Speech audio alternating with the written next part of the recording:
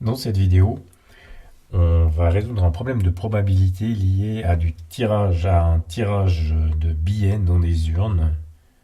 On a une urne A qui contient un certain nombre de billets, 5 jaunes, 3 rouges, 2 verts, et une urne B qui contient d'autres billets, 5 verts, 3 rouges.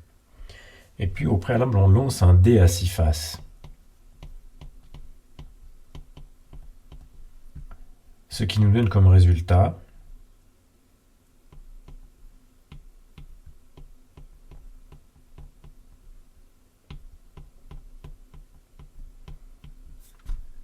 six possibilités. Et puis on s'intéresse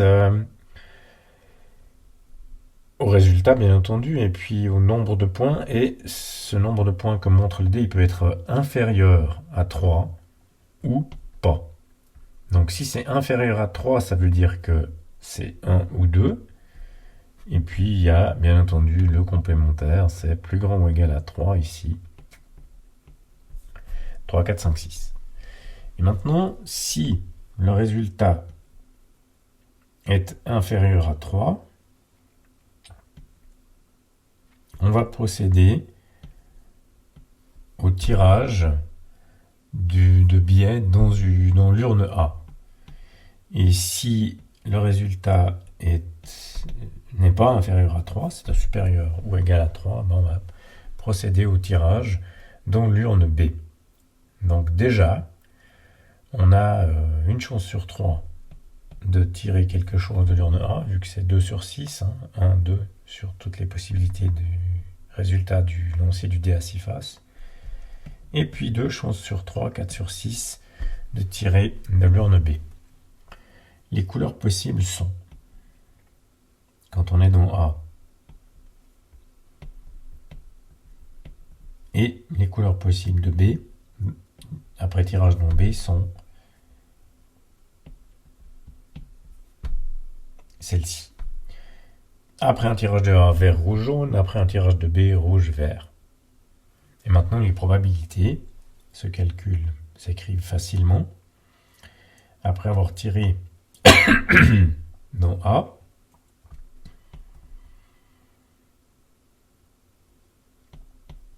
j'ai 2 chances sur 10, car il y a 10 billets dans l'urne A. Et puis, il y en a 2 qui sont verts. Même raisonnement pour les rouges et pour les jaunes. Et puis pour B, il n'y a que 8 billets dans l'urne. Donc j'ai 3 huitièmes de rouge et 5 huitièmes de vert.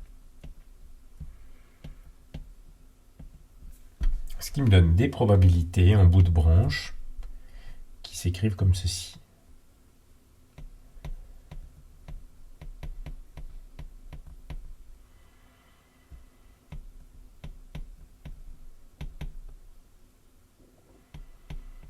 On rappelle que pour obtenir la probabilité d'une branche, il va s'agir de multiplier les deux probabilités l'une par l'autre à un tiers fois 2 dixièmes, ce qui donne 2 trentièmes, 1 quinzième.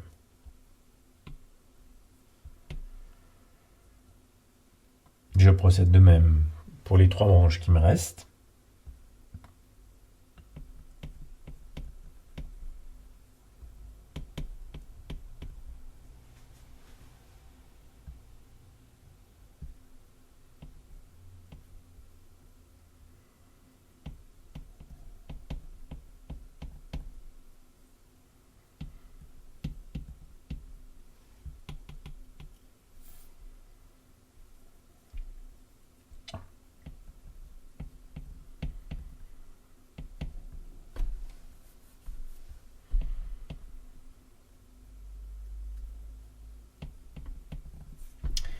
Maintenant, je peux répondre à certaines questions. Une fois que j'ai établi l'arbre de probabilité, je vais répondre aux questions. Alors, quelle est la probabilité de tirer un billet vert?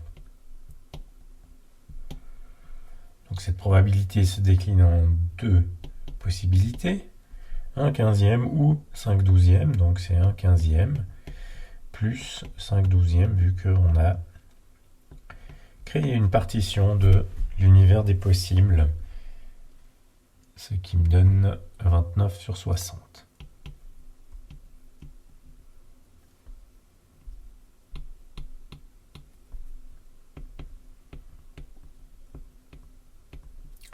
Ce qui fait à peu près 48%.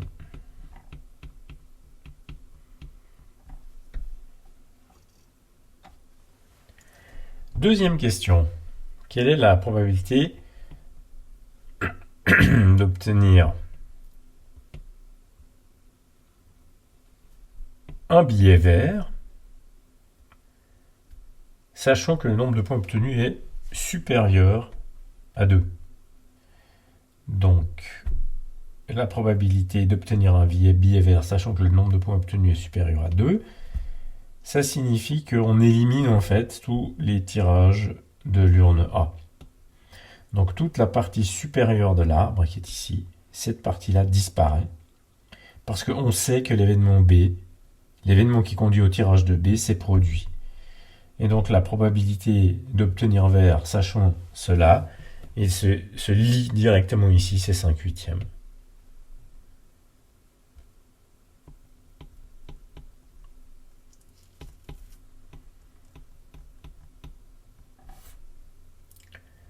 Donc ça, c'est une de ces probabilités conditionnelles qu'on rencontre dans le travail avec les arbres et qui se calculent, bien entendu, avec la formule de Bayes, mais c'est pas nécessaire. Une fois qu'on a l'arbre, on visualise en fait la restriction et on travaille uniquement dans la zone qui est donnée par cette restriction, la zone après restriction.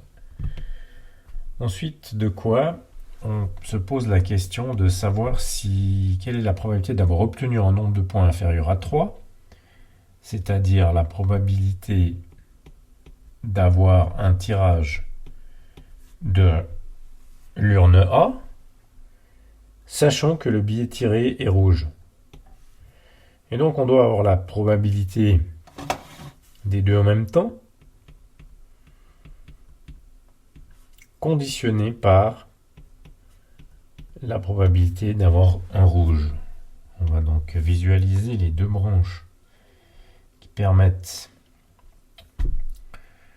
d'obtenir ce rouge et calculer la probabilité de ces deux branches, qui est la probabilité qu'on va mettre dessous, sous la barre de fraction. Et ça, c'est 1/10 plus 1/4.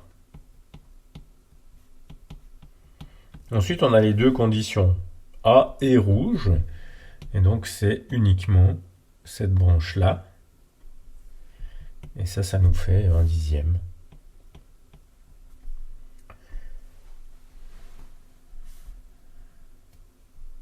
On obtient donc après un bref calcul de fraction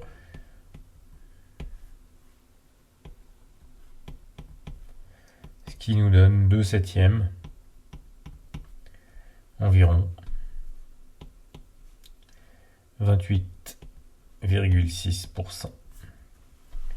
Reste une question. Quelle est la probabilité d'avoir obtenu un nombre de points supérieur à 2, sachant que le billet tiré est jaune?